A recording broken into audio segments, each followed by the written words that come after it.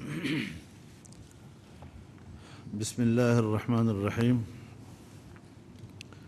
نحمده ونصلي على رسوله الكريم اما بعد.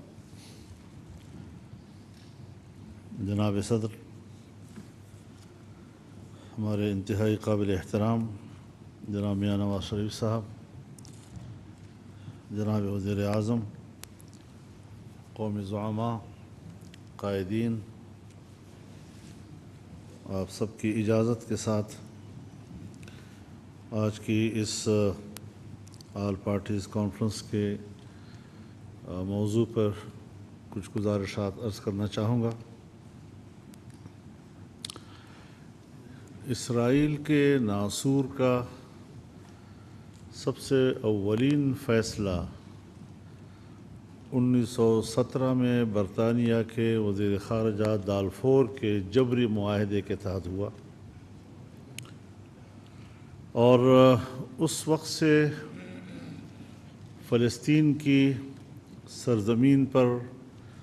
بستیاں قائم کرنے کا یہودیوں کا سلسلہ شروع ہوا۔ ہمیں پاکستان کی پوزیشن معلوم کرنی چاہیے۔ پاکستان نے 1940 کی قرارداد میں، جس میں پاکستان کی قرارداد پاس ہوئی تھی، اسی کا حصہ ہے کہ انہوں نے فلسطینیوں کی سرزمین پر یہودی بستیوں سے اختلاف کا اظہار کیا ہے، اور فلسطینیوں کے شانہ بشانہ کھڑا ہونے کا اعلان اسی اعلان پاکستان کے اندر موجود ہے۔ جب اسرائیل قائم ہوا تو قائد اعظم محمد علی جناح نے اس کو ناجائز بچہ کہا۔ پاکستان اور اسرائیل کے درمیان تعلقات کی نوعیت کا ذرا اندازہ ہمیں لگانا چاہیے کہ بانی پاکستان نے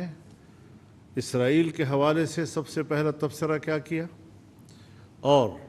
اسرائیل کے صدر نے سب سے پہلا بیان جو خارجہ پالیسی کے حوالے سے دیا کہ اسرائیل کی خارجہ پالیسی کی بنیادوں میں سب سے اولین بنیاد یہ ہوگی کہ دنیا کے نقشے پر ایک نوزائیدہ اسلامی ملک کا خاتمہ ہمارا مقصد ہوگا۔ اسرائیل کا نقطہ نظر بھی معلوم ہونا چاہیے اور پاکستان کا نقطہ نظر بھی معلوم ہونا چاہیے، اور پھر اس حوالے سے ہمیں سوچنا چاہیے کہ ہم نے کس بنیاد پر پاکستان کے اندر کچھ لوگوں کو یہ مواقع فراہم کیے کہ وہ ٹیلی ویژن پر آ کر اسرائیل کو تسلیم کرنے کی ترغیب دیں اور اس کے لیے لابنگ کریں۔ تو آج صورتحال تبدیل ہو گئی ہے۔ وہ جو دنیا میں ایک بحث چل رہی تھی کہ اسرائیل کو تسلیم کیا جائے نہ کیا جائے، ہمیں اس پر بھی تعجب تھا کہ جہاں فلسطین کو تسلیم کرنے اور فلسطینی حکومت کو جائز قرار دینے کی قراردادیں دنیا میں آنی چاہیے، وہاں اسرائیل کو تسلیم کرنے کی باتیں شروع ہوئیں۔ لیکن 7 اکتوبر پچھلے سال حماس کے مجاہدین نے جس انداز سے حملہ کیا، وہ حملے پر لوگ تبصرہ کر سکتے ہیں، ہر ایک کی اپنی مرضی ہے، لیکن اس نے فلسطین کے مسئلے کی نوعیت تبدیل کر دی، اور دوبارہ کسی کی زبان پر یہ نہیں آیا کہ اسرائیل کو تسلیم کیا جائے یا نہیں۔ آج یا فلسطینی ریاست کے قیام کی بات ہو رہی ہے، یا اس مسئلے کے حل کے لیے 2 ریاستی حل، جو ہماری پارٹی اس کو سپورٹ نہیں کر رہی۔ ہم اس پورے سرزمین کو عرب کی سرزمین کہتے ہیں، اسرائیل کی سرزمین کہتے ہیں، اور یہ عرب کی وہ سرزمین ہے جس پر جناب رسول اللہ صلی اللہ علیہ وسلم نے فرمایا، اخرج الیہود من جزیرۃ العرب، تمام جزیرہ عرب سے یہودیوں کو باہر کر دو۔ چنانچہ اس کے تحت اس خطے میں یہودیوں کی آبادی، بستی، یہودیوں کی مملکت، اس کا کوئی جواز موجود نہیں ہے، نہ از روئے شریعت اور نہ سیاسی لحاظ سے اور نہ ہی جغرافیائی لحاظ سے۔ چنانچہ 7 اکتوبر کو آج ہم اس لیے بیٹھے ہیں کہ ہم فلسطینیوں کے ساتھ یکجہتی کا دن منائیں۔ بوجوہ اس وقت ضرورت اس امر کی ہے کہ ہم یکجہتی کا مظاہرہ کریں۔ ہمارے درمیان اختلاف رائے موجود ہے، سیاسی معاملات پر اختلاف رائے ہیں، الیکشن کے معاملات پر اختلاف رائے ہیں، بہت سی چیزوں پر ہمارا اختلاف رائے ہے، لیکن اگر آج شنگھائی تعاون تنظیم کا اجلاس پاکستان میں ہو رہا ہے اور پاکستان اس کو ہوسٹ کر رہا ہے، تو اس موقع پر بھی بہرحال ایک سمٹ ہے، ایک سربراہی اجلاس ہے اور ہمیں اس کے احترام میں بھی یکجہتی دکھانی چاہیے۔ اگر ہم نے معیشت کے حوالے سے دنیا کا اعتماد حاصل کرنا ہے کہ وہ اس مشکل وقت میں پاکستان کی مدد کرے تو اس کے لیے داخلی یکجہتی ضروری ہے تاکہ ہم ان کے اعتماد کو بحال کر سکیں۔ تاہم اس وقت تک 50,000 غزہ اور خان یونس کے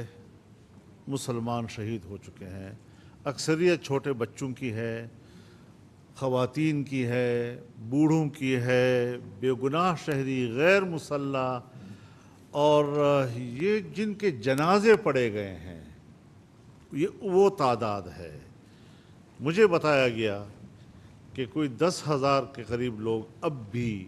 ملبوں کے نیچے دبے ہوئے ہیں جن کو جنازہ بھی نصیب نہیں ہو سکا ہے۔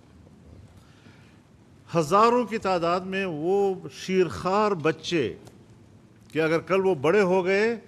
تو شاید ان کو یہ بھی معلوم نہ ہو کہ ہم کس کی اولاد تھے، ہمارا باپ کون تھا، ہماری ماں کون تھی۔ اس قسم کی ایک صورتحال دنیا میں جا رہی ہے۔ ہمیں سوچنا چاہیے کہ ہم مسلمان ہیں۔ جناب رسول اللہ صلی اللہ علیہ وسلم کا ارشاد ہے، مثل المؤمنین فی توادہم وتعاطفہم وتراحمہم کمثل جسد واحد اذا اشتكى عینہ اشتكى کلہ واذا اشتكى رأسہ اشتكى کلہ واذا اشتكى عضو تداعى له سائر الجسد بالسہر والحمى۔ کہ ایمان والوں کی مثال ایک دوسرے کے ساتھ دوستی کرنے میں، ایک دوسرے پر مہربان ہونے میں، ایک دوسرے کے ساتھ ہمدردی دکھانے میں ایسا ہے جیسا ایک جسم کہ اگر جسم کے سر میں درد ہو تو پورا جسم بے قرار، اگر اس کی آنکھ میں درد ہو تو پورا جسم بے قرار، جسم کے کسی حصے میں اگر درد مچل رہا ہے تو ساری رات جاگے گزرتی ہے اور بخار کی حالت میں گزرتی ہے۔ کیا آج ہم فلسطینیوں کے درد کو اس انداز سے محسوس کر رہے ہیں؟ کیا ہمارے دل اس انداز سے تڑپ رہے ہیں ان کے لیے؟ امت مسلمہ نے اس ایک سال میں جس غفلت کا مظاہرہ کیا ہے یہ اللہ کے نظر میں جرم ہے، جرم، اور ہم پاکستانی اس جرم میں برابر کے شریک ہیں۔ ہم نے اپنے بھائیوں کے ساتھ اس حالت میں وہ ہمدردی نہیں دکھائی جس کے وہ محتاج ہیں، جس کے لیے وہ پکار رہے ہیں، ہماری مدد کو پکار رہے ہیں، چیخ رہے ہیں، اور جب ان کے والدین کے سامنے اس کا بچہ شہید ہو رہا ہے تو والد اس کو کہتا ہے کہ جب آپ آگے چلے جائیں گے تو رسول اللہ سے گلہ کرنا کہ مسلمان بھائیوں نے ہماری مدد نہیں کی۔ کیا ہمیں اس بات کا احساس ہے؟ دردناک کیفیت ہے۔ کچھ چیزیں ہمیں دعوت دے رہی ہیں ان حالات میں بھی کہ ہم نے کیا کرنا ہے۔ ہم سے تو جنوبی افریقہ اچھا ہوا کہ جس نے عالمی عدالت انصاف میں جا کر کیس دائر کیا اور عالمی عدالت انصاف اسرائیل کے خلاف فیصلہ دیا اور کہا جنگ بند کرو، پیچھے ہٹ جاؤ، لیکن اسرائیل ہے کہ ڈٹائی کا مظاہرہ کر رہا ہے۔ اقوام متحدہ نے قرارداد پاس کی ان کے خلاف۔ اسرائیل اتنا جرأت مند ہے کہ اس نے سیکرٹری جنرل کو اسرائیل میں آنے سے روک دیا۔ یہ ساری صورتحال ہمارے لیے سیاسی طور پر لمحہ فکریہ ہے، سوچ کی دعوت دیتا ہے ہمیں کہ ہم نے کس زاویے سے سوچنا ہے۔ ایک کانفرنس کر کے، ایک قرارداد پاس کر کے، ایک اعلامیہ جاری کر کے شاید ہم فلسطینی بھائیوں کا اور ان پر ڈھائے جانے والے مظالم پر ان کا حق ادا نہیں کر سکتے۔ پوری اسلامی دنیا ہو یا پاکستان ہو، ہم سب مصلحتوں کا شکار ہیں۔ کہیں ایسا نہ ہو جائے، کہیں ویسا نہ ہو جائے، ارادے باندھتا ہوں توڑ دیتا ہوں، اس کیفیت سے ہم سب لوگ مبتلا ہیں۔ ہمیں اس کیفیت سے نکلنا ہوگا اگر ہم واقعی سمجھتے ہیں کہ ہم نے ان کے ساتھ یکجہتی کا اظہار کرنا ہے۔ فلسطینی بھائی محض زبانی یکجہتی کے طلبگار نہیں ہیں، وہ کچھ عملی طور پر آپ سے چاہتے ہیں۔ اور جب میں دوحہ گیا تھا پچھلے سال تو مجھے انہوں نے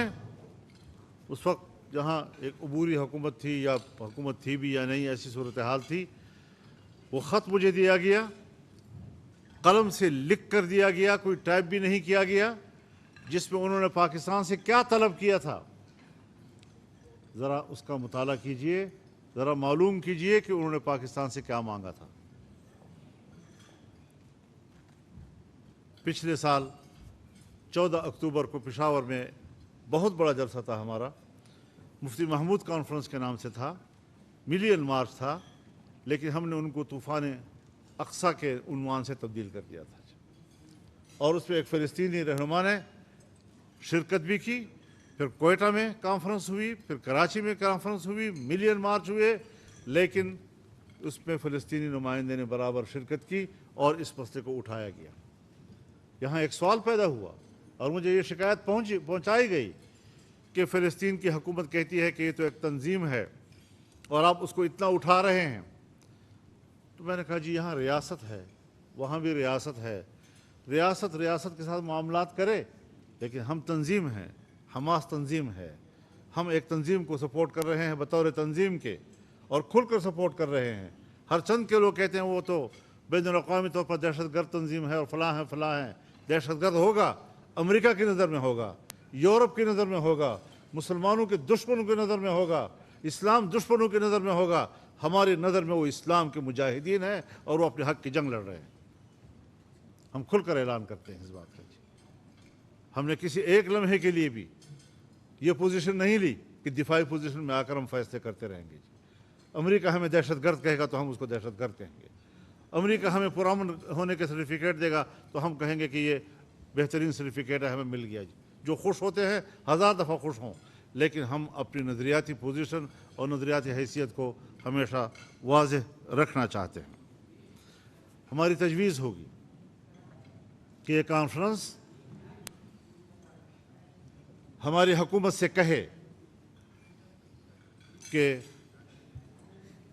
بڑے مسلم ممالک کا ایک گروپ بنے، جس میں پاکستان ہو، سعودی عرب ہو، ترکی ہو، مصر ہو، انڈونیشیا ہو، ملائیشیا ہو، ان کا گروپ بن کر پوری اسلامی دنیا کو ایک پلیٹ فارم پر اکٹھا کرے اور ایک مشترکہ حکمت عملی بنائے، یہاں تک کہ مشترکہ دفاعی حکمت عملی بنائے۔ اس طرح تو آج جنگ پھیل رہی ہے، لبنان میں داخل ہو چکی ہے، ایران میں داخل ہو چکی ہے، دوسری اسلامی دنیا ان کے نشانے پر ہیں، یمن تک پھیل چکی ہے، سارے عرب دنیا آج اس جنگ کی لپیٹ میں آ رہی ہے۔ ایک چھوٹا سا جغرافیائی حیثیت میں چھوٹا سا ملک آج اس نے پورے عرب دنیا کو دوبارہ اضطراب میں مبتلا کر دیا ہے، اور ہم یہاں پر صرف یکجہتی کے حد تک بنا رہے ہیں دن کو اور ایک میٹنگ کر رہے ہیں۔ نہیں، یہ میٹنگ ہماری معنی خیز ہونی چاہیے، یہ میننگ فل ہونی چاہیے، اور اس پر ہمیں ایک واضح طور پر اسلامی دنیا کے ساتھ رابطہ کرنا چاہیے۔ بڑے ممالک موجود ہیں، ہمارے اچھے تعلقات ہیں ان کے ساتھ، سب کے ساتھ ہمارے بہترین تعلقات ہیں۔ پاکستان لیڈ کرے، سعودی عرب لیڈ کرے، جو بھی لیڈ کرے، لیکن ایک ان ممالک کا ممکن ہے آپ کی نظر میں کوئی اور بھی ایسا ملک ہو کہ جو ہمارا دوست بھی ہو اور ہمارے کہنے پر ایک پلیٹ فارم پر اکٹھے ہوں اور مل کر وہ اسلامی دنیا کے بارے میں سوچیں۔ میں یہ بھی سمجھتا ہوں کہ اگر ہمیں SCO کرنا ہے، سمٹ ہے، سربراہی اجلاس ہوگا، ہر چند کہ اس کا موضوع اقتصادی ہے، لیکن اس فورم پر بھی پاکستان کو یہ مسئلہ اٹھانا چاہیے، اور اس سے ایک عالمی فورم جو ہے اس کو متوجہ کرنے کی ہمیں موقع ملے گا، اور ہم اس حوالے سے اپنا موقف ان کے سامنے پیش کریں گے اور کوشش کریں گے کہ ہم اس پر اگر وہ متفقہ کوئی قرارداد نہ بھی پاس کرے، ہماری طرف سے ایک دعوت ہو جائے گی، ایک ان کو متوجہ کرنے کا ایک عمل سامنے آ جائے گا۔ اس وقت انڈیا نے جو پوزیشن لی ہوئی ہے وہ بالکل پاکستان کے برعکس ہے، اس نے کھل کر اسرائیل کی حمایت کی ہے، اور ہم کھل کر فلسطین کی حمایت ابھی تک نہیں کر پا رہے ہیں۔ ہمیں اسٹیٹ کے طور پر اپنا ایک واضح موقف لے لینا چاہیے، جو موقف سن 1947 سے پہلے ہمارا تھا، جو سن 1947 میں ہمارا تھا، سن 48 میں ہمارا تھا، اور جو آج تک ہمارا ہے، اس پر ہمیں کلیئر ہو جانا چاہیے، تاکہ ہم ایک مضبوط قسم کا پیغام پاکستان کے اس پلیٹ فارم سے پوری دنیا کو دے سکیں۔ میں انتہائی شکر گزار ہوں جناب صدر آپ کا، اور اپنے دوستوں کا بھی شکر گزار ہوں میں نے کچھ وقت آپ کا زیادہ لے لیا ہے، لیکن میری خواہش ہے کہ ان خطوط پر ہم کچھ آگے قدم اٹھائیں اور جہاں تک ہم محدود نہ رہیں۔ وآخر دعوانا